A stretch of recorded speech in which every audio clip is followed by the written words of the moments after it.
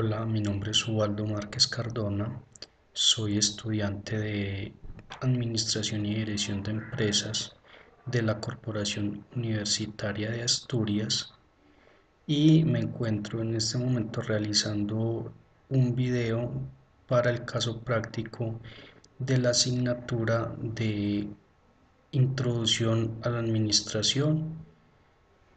Y en este video entonces les voy a hablar acerca de los 14 principios de la administración. Entonces iniciamos con el primer principio de la administración, que es la división del trabajo y que consta es decir, de la especialización que incrementa la producción al hacer más eficiente al empleado. Es decir, que cuando el empleado se centra en una sola actividad, tiende a dar mucho más rendimiento. Actualmente se tiene mucha concentración en este primer principio. Creo que actualmente se cumple pues este primer principio. El segundo principio es la autoridad, que trata de que los administradores deben de ser capaces de dar órdenes, y la autoridad les da este derecho de ser como, digámoslo así, autoritarios. En donde se ejerza la autoridad surge la responsabilidad. Eh, se ve en el pleno siglo XXI que sí se cumple este principio también, donde la cabeza de la empresa es el gerente. Continuamos entonces con el tercer principio, que es la disciplina. Es decir, este principio específicamente trata de que los empleados deben de obedecer y respetar las reglas que gobiernan la organización. Es un principio esencial dentro de la empresa. Dentro de cualquier empresa, creo, estoy seguro de que se da cabalidad. Entonces, por ser tan esencial, se da cumplimiento a este principio actualmente. El cuarto principio es la unidad de comando, es decir, que cada empleado debe recibir órdenes solo de un superior. Actualmente este no se cumple, si bien en tiempos pasados sí se cumplía, actualmente ya no se cumple, porque pues generalmente dentro de una empresa existe el gerente, como lo decía anteriormente, pero también hay un supervisor, también hay un jefe inmediato que, que da órdenes a sus empleados. Entonces, en este caso, este principio no se cumple porque muchas veces se deben recibir órdenes no de una sola persona, de un solo jefe, sino de diferentes personas que ocupan cargos superiores de supervisión en una empresa. El quinto principio es la unidad de dirección. En este principio, cada grupo de actividades organizacionales que tienen el mismo objetivo deben de ser dirigidas por un administrador que utiliza un solo plan. En principalmente se cumple a cabalidad, porque dentro de las empresas actualmente, en este siglo, se tienen, digámoslo así, supervisores o personas que tienen a su mando grupos que se encargan de llevar una actividad específica o de cumplir un rol específico dentro de una empresa. El sexto principio de la administración es la subordinación de los intereses individuales al interés general. Este principio se ha ido implementando y ha cogido gran fuerza en los últimos tiempos, porque se ha visto que, que el interés individual solo lleva a malos entendidos o a que se particularice, eh, digamos, el significado de la empresa y los objetivos se hagan un poco distorsionados. Entonces se está cumpliendo a cabalidad actualmente porque ya se piensa mucho más en los intereses generales colectivos dentro de la organización que, que el otro o los otros objetivos individuales. Entonces podemos decir que este sexto principio también se cumple a cabalidad. El séptimo principio es la remuneración. Los obreros deben de recibir un salario justo por sus servicios. Eh, este, específicamente este principio no se cumple pienso que al menos en Colombia el tema del salario para los obreros es muy bajo. Mm, Uno de los principales problemas o digámoslo así de las principales injusticias, eh, uno de los factores de, de guerra en el país ha sido el tema de la remuneración, del mal pago a los empleados. Entonces es algo, un principio que se está violando actualmente y que es muy de resaltar que es un problema generalizado a nivel nacional. El octavo principio es la centralización. Se refiere al grado al cual los subordinados participan en la toma de decisiones. La cuestión es encontrar el grado óptimo de centralización para cada situación. En algunas empresas se tiene en cuenta la voz del empleado, pero prima el porcentaje donde los empleados no tienen derecho a opinar. Simplemente son los que hacen su labor, pero no se les da esa posibilidad de pensar. Entonces es un principio que se está violando o que no se está cumpliendo a cabalidad en la actualidad. El noveno principio es la cadena de escala. La línea de autoridad desde la dirección más alta hacia los rangos más bajos representan la cadena escala. Las comunicaciones preferentemente deben de seguir esta cadena, salvo excepciones en las que se provoquen demoras y la comunicación deberá de ser cruzada informando a los superiores. Eh, es una técnica que se está llevando a cabo y que debido a los diferentes estudios y los diferentes sistemas que se están llevando actualmente, es una técnica, un principio que se está implementando, aunque no está al 100% implementado. Pienso que sí ha tenido un gran avance en este sentido. El décimo principio es el orden. Las personas y los materiales deben estar en el sitio adecuado en el momento preciso.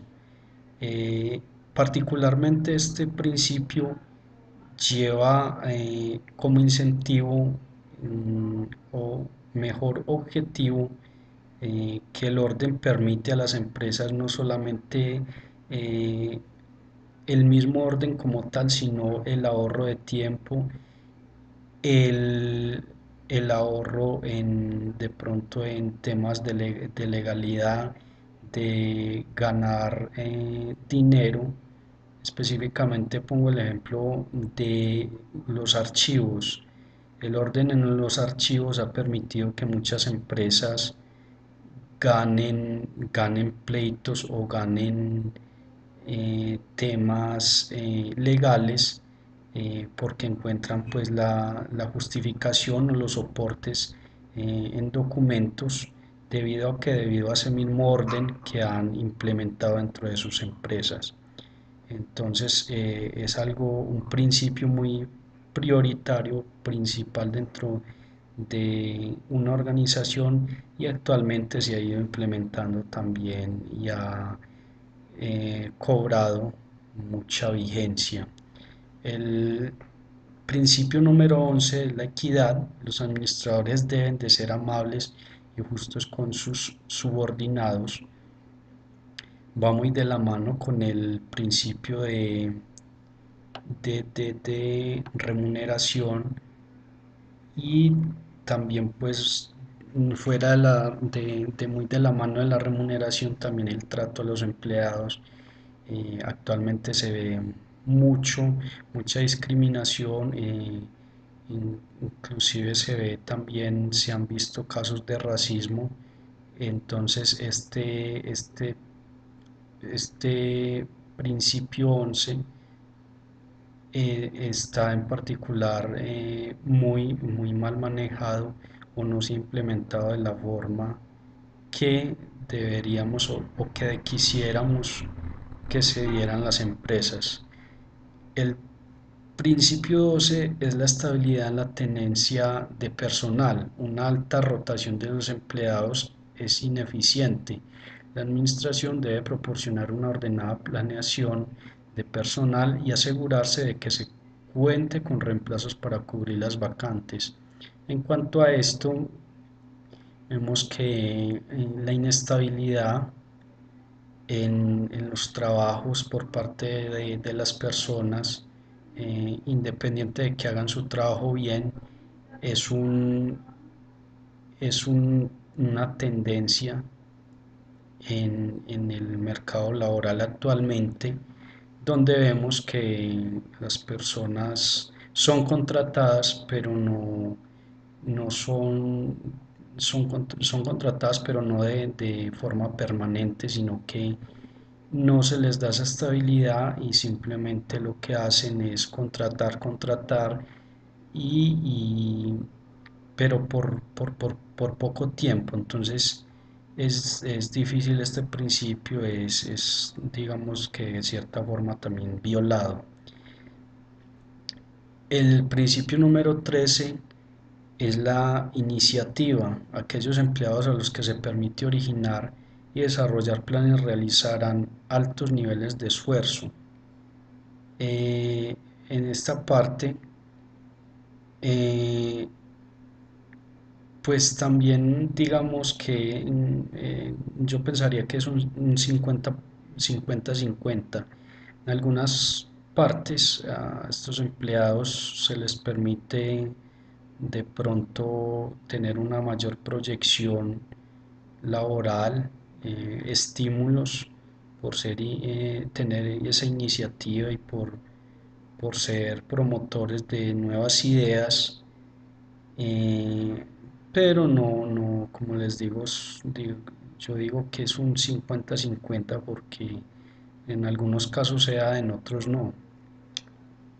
El principio 14 y el último principio, espíritu de equipo. El promover el espíritu de equipo creará armonía de unidad dentro de la organización. Mm, Es algo que favorece mucho a las empresas que se trabaja en equipo, pero personalmente pienso que les falta mucho a las empresas promover o incentivar este principio 14, el pensar y actuar, digamos así, trabajar en conjunto por una empresa, por sus objetivos colectivos. Falta más incentivación por parte de las empresas. Entonces habrán pues pocas empresas que se esmerarán por este principio, pero en su mayoría falta mucho por las empresas para, pues, para que promuevan este tema del espíritu de equipo. Bueno, por ese lado entonces estaban los 14 principios y ya entonces paso a desarrollar otro tema que es el de la teoría de Apo y la teoría de Apo, o mejor llamada como la teoría de administración por objetivos. eh, ¿En qué consiste? Es una técnica participativa de planeación y evaluación a través de la cual los superiores y subordinados, es decir, empleados, trabajan conjuntamente y definen aspectos prioritarios. Relacionado pues con lo que decía anteriormente, se relaciona mucho con los principios de los 14 principios administrativos, el trabajo en equipo. Entonces establecen objetivos, resultados que esperan, a los que esperan llegar en conjunto a ser alcanzados en un determinado periodo de tiempo y en términos cuantitativos, dimensionando las respectivas contribuciones, es decir, las metas. Entonces se establecen unos objetivos más reales, más específicos, más lógicos en conjunto. La administración por objetivos es un método práctico a través del cual se construye la efectividad de una organización dentro de un grupo de metas posibles de alcanzar, como objetivos bien definidos y estructurados, los cuales son evaluados por los miembros administrativos, gerentes y supervisores de cada unidad operativa de la organización o de la empresa pues en particular. Eh, Hay que decir que el origen de la administración por objetivos se dio en la década de los 50, pero digamos que su aparición más formal fue en más formal o más específica fue en el año de 1954 por primera vez, y se considera que el creador de esta teoría de administración fue Peter Drucker. ¿Y qué más les cuento? Las características de la administración por objetivos. Entonces, es un proceso por el cual los gerentes superior y subordinado, es decir, empleados de una organización, identifican objetivos comunes, definen las áreas de responsabilidad de cada uno de esos términos de objetivos comunes y firmes que eliminan cualquier duda del gerente, y para evaluar el desempeño en dirección a los objetivos principales de la organización. El administrador tiene que saber y entender lo que las metas de la empresa esperan de él en términos de desempeño, y su superior debe saber qué contribución puede exigir y esperar de él, y debe juzgarlo de conformidad con la misma. Con la misma. En la administración por objetivos, los gerentes superiores y subordinados de la organización definen en conjunto sus metas comunes y especifican las áreas principales de responsabilidad de cada posición en relación con los resultados esperados de cada uno, y utilizan las medidas como guías para mejorar la operación del sector y verificar de la contribución de cada uno de sus miembros. Entonces un tema, las características o la característica principal de la administración por objetivos, de esta teoría tan importante, es, digámoslo así, el reinventar o mejorar los objetivos en conjunto, tanto entre el gerente, el superior, el empresario y sus empleados, donde definan unos objetivos generales, o más bien, más que generales, colectivos, donde se fijen unas metas a las cuales quieren llegar, obviamente que sean pues muy, muy, muy reales. Eh, un ejemplo claro de la administración por objetivos de esta teoría es, por ejemplo, voy a contarles una historia. Entonces, Resulta que una empresa productora de telas, todos sus empleados trabajaban día a día, pero un día eh, los empleados empezaron a bajar su producción, estaban insatisfechos por razones de que no se sentían como, digámoslo así, muy no se sentían tan importantes, no tenían sus objetivos claros, sentían que la empresa les estaba violando sus derechos como empleados. Y resulta que esta empresa empezó a bajar su producción, a bajar sus ganancias y entonces el gerente, viendo las estadísticas, estaba muy preocupado por el tema de que ya no estaban rindiendo sus empleados y se estaba notando no solamente en el nivel de producción de las telas, sino que se veía reflejado en sus ventas, en sus ganancias y en otros ámbitos u otros factores de la empresa. Citó a los supervisores de cada área y les preguntó qué era lo que pasaba con los empleados, que él quería saber por qué estaba sucediendo dicha situación. Los supervisores le dijeron que no sabían, que estaban extrañados, que no sabían la causa de dichos acontecimientos. Lo que hizo fue empezar a hacer reuniones periódicas, tener una mayor comunicación con sus empleados y resignificar o replantear los objetivos y las metas que se habían propuesto dentro de la empresa, también su misión y su visión como empresa y a replantear esto, pero ya pues con la ayuda de los empleados y también preguntándoles acerca de las insatisfacciones o digamos, la actitud que tenían acerca de lo aburridos que estaban, lo inconformes. Y entonces se empezaron a formar unos nuevos objetivos y, digámoslo así, como a reconstruir otra vez la empresa.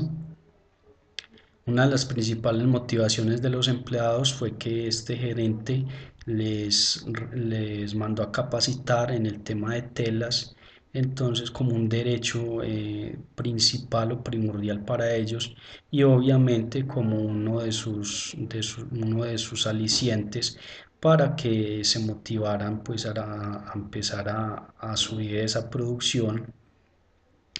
También les, digamos, les aumentó su autoestima, digámoslo así, su participación dentro de la empresa, en la toma de decisiones, en la consulta de decisiones, de cómo aportar, de cómo apoyar en diferentes procesos, eh, y así mejorando la comunicación e incentivándolos con capacitaciones y dándoles su lugar como los empleados que eran y entendiendo el gerente de que de sus empleados dependía también de que la producción de telas y que la empresa creciera como tal.